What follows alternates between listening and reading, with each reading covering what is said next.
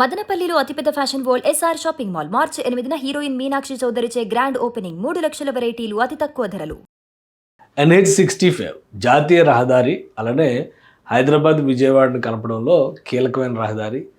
ముంబై వరకు అటు పూణే, ముంబై, విజయవాడ, మచిలీపట్నం వీటన్నిటి కూడా ఇదే కీలకమైన రహదారి. దీని అలైన్మెంట్ల పైన ఈ మధ్య విస్తృతమైన చర్చలు జరుగుతున్నాయి. ప్రధానంగా దీన్ని 6 వరుసల రహదారిగా విస్తరించేందుకు తెలంగాణలో చాలా చోట్ల పనులు జరుగుతూ ఉన్నాయి.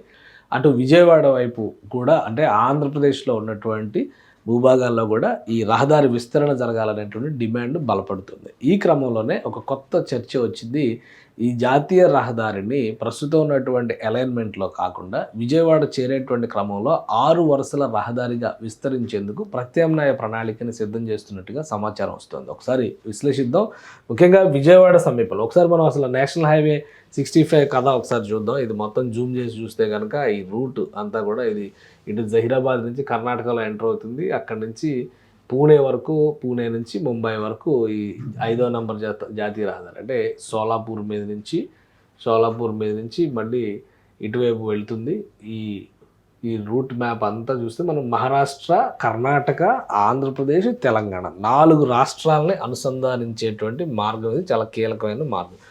ఏపీలో తెలంగాణలో పెద్ద సమస్య లేదు, 6 వరుసల రహదారికి అలైన్మెంట్ విస్తరణ జరుగుతుంది. కానీ ఏపీలో మాత్రం కొన్ని కొత్త సమస్యలు వస్తుంది. దానికి కారణం కూడా 2 విషయాలు. అమరావతి నిర్మాణం ఒకవైపు జరుగుతుండడం, అమరావతి ప్రణాళికను దృష్టిలో పెట్టుకొని inner ring road, outer ring road, బైపాస్ల నిర్మాణ ప్రణాళిక కూడా ఏపీలో అమలవుతుంది. ఈ క్రమంలోనే ఇక్కడ నందిగామ దగ్గరలో, కంచికచర్ల దగ్గరలో ఉన్నటువంటి ప్రాంతంలో ఈ అలైన్మెంట్ని మార్చాలనేటువంటి ఆలోచన ఒకటి చేస్తున్నారు. ఇక్కడ శివసాయి క్షేత్రం అని చెప్పని ఒక క్షేత్రం ఉంది. ఆ క్షేత్రం దగ్గర నుంచి కృష్ణా నదికి సమాంతరంగా వెళ్ళేటువంటి మార్గం. ఒక్కసారి ఈ మ్యాప్ని చూస్తే ఇక్కడ చూడండి, ఇది నది ఒడ్డు నుంచి వస్తున్నట్టు ఇదంతా కూడా NH65 అనమాట. ఇలా వచ్చి ఇక్కడ అలైన్మెంట్స్ కొంచెం మార్పులతో ఇలా ముందుకు వెళుతూ ఉంటుంది. అంటే నది ఏమో ఇటు నుంచి వస్తుంది, కృష్ణా నది ఏమో ఇటు నుంచి వస్తుంది. ఇక్కడ నదికి చాలా దగ్గరగా ఉంటుంది, ఇక్కడికి వచ్చేసరికి దూరం జరుగుతుంది.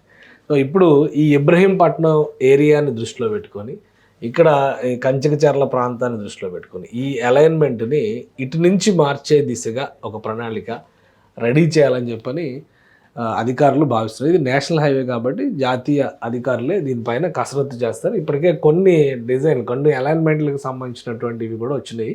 ముఖ్యంగా కంచికచర్ల దగ్గర ఆ శివసాయి క్షేత్రం దగ్గర లొకేషన్ తీసుకుంటే ఇబ్రహీంపట్నం దగ్గర గాజులపేట వరకు కృష్ణానదికి సమాంతరంగా ఈ రూట్ మ్యాప్ని తీసుకురావాలని భావిస్తున్నారు. కొన్ని రూట్ మ్యాప్స్ వచ్చినాయి, ఇవి ఇంకా ఫైనల్ అని చెప్పి మనం చెప్పలేము. బట్ ఈ అలైన్మెంట్ల పైన కసరత్తు చేస్తున్నట్టు ప్రస్తుతం ఉన్నటువంటి రోడ్డు ఇటువైపు ఇక్కడ ఉంది, ఈ రోడ్డు ఇక్కడ ఉంది. కేతనకొండ అంటే ఈ కేతనకొండ అనేటువంటి ప్లేస్ దగ్గర నుంచి ఇన్నర్ రింగ్ రోడ్ వస్తుంది అనమాట ఇట్లాగా.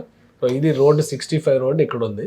దానికి ఇంత డిస్టెన్స్లో దాదాపుగా ఒక 5 కిలోమీటర్ల లోపలికి వచ్చేటువంటి అవకాశం ఉంటుంది అనమాట. నదికి దగ్గరగా మారేటువంటి అవకాశం ఉంటుంది. ఇక్కడ లొకేషన్ని డిజైన్ చేస్తున్నట్టుగా తెలుస్తుంది. దానికి సంబంధించినటువంటి స్టడీస్, వాటికి సంబంధించిన అలైన్మెంట్స్, వాటిపైన కొన్ని ఇమేజెస్ బయటకు వచ్చినాయి. ఈ టెంపుల్ ఇక్కడ శివసాయి క్షేత్రం ఒకసారి చూద్దాం మనం.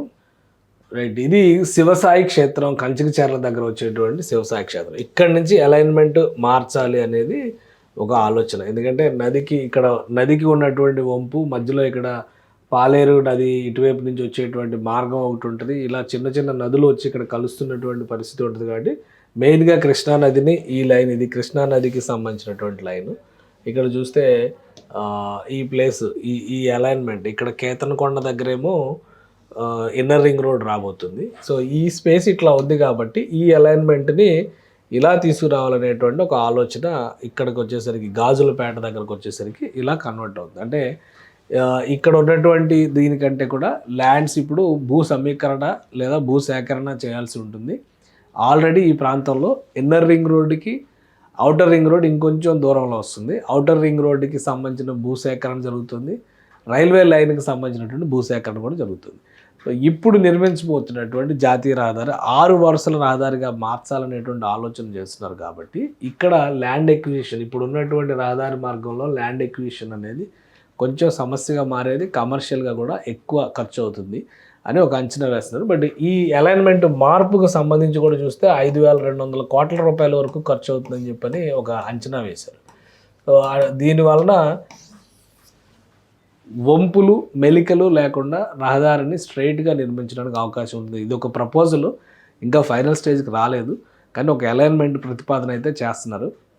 విజయవాడకి చేరేటువంటి క్రమంలో ఇటు Amaravati, inner ring road, outer ring road ఇవన్నీ వస్తున్న క్రమంలో ఈ రోడ్ నెట్వర్క్లో కొన్ని చేంజెస్ ఖచ్చితంగా జరిగి తీరుతాయి. అందులో భాగంగానే ఒక కొత్త అలైన్మెంట్ని ప్రతిపాదిస్తున్నట్టుగా తెలుస్తుంది. ఇది కనుక ఫైనల్ అప్రూవల్ అయితే ఈ దిశగా 6 వరుసల రహదారిని విస్తరించేటువంటి అవకాశాలు కనిపిస్తున్నాయి.